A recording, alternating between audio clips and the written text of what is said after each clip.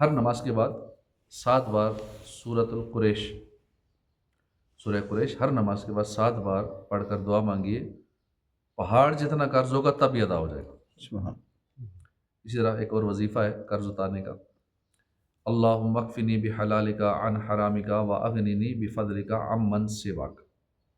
یا اللہ مجھے حلال رزق عطا فرما، حلال رزق عطا فرما کر حرام سے بچا، اور اپنے فضل و کرم سے اپنے سوا غیروں سے بے نیاز کر دے۔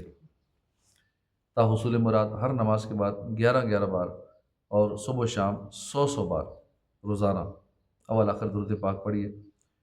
مروی ہے کہ ایک کاتب نے حضرت مولا کائنات مولا علی شیر خدا کی بارگاہ میں عرض کی کہ میں اپنی کتابت کے نہیں آزادی کی قیمت ادا کرنے سے عاجز ہوں، میری مدد فرمائیے۔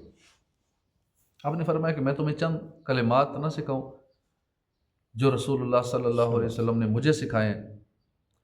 اگر تم پر جبل سیر جتنا قرض ہوگا، ایک پہاڑ کا نام ہے جبل سیر، جبل سیر جتنا قرض ہوگا اللہ تعالیٰ تمہاری طرف سے ادا کر دے گا۔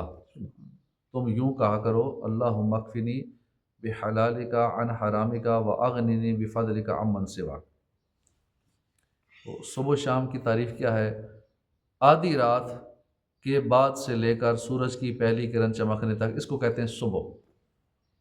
آدھی رات سے لے کر سورج نکلنے پہلی کرن چمکنے تک یہ صبح ہے، اور ابتدائے وقت ظہر سے لے کر، ظہر کا وقت شروع ہونے سے لے کر غروب آفتاب تک شام کہلاتی ہے۔ تو جو بھی اوراد و وظائف ہیں کہ صبح یہ پڑھیں شام کو یہ پڑھیں، اس کا یہی مطلب ہوتا ہے کہ صبح سے مراد وہی ہے آدھی رات سے لے کر سورج نکلنے سے پہلے، اور شام سے یہی مراد ہے کہ ظہر کا ٹائم شروع ہونے سے لے کر مغرب تک۔ تو جب غروب آفتاب کا یقین ہو جائے نا، تو پھر دیر نہیں کرنی چاہیے افطاری میں۔ ہاں جب تک ڈاؤٹ ہو کہ ابھی نہیں 1 منٹ رہتا ہے، ابھی چند سیکنڈ رہتے ہیں، تب تک افطاری نہیں کرنی چاہیے۔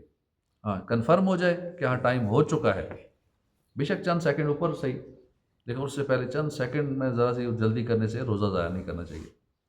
ہاں جب پتہ لگ جائے، کنفرم ہو جائے کہ ٹائم ہو چکا ہے، اب دیر نہیں کرنی چاہیے۔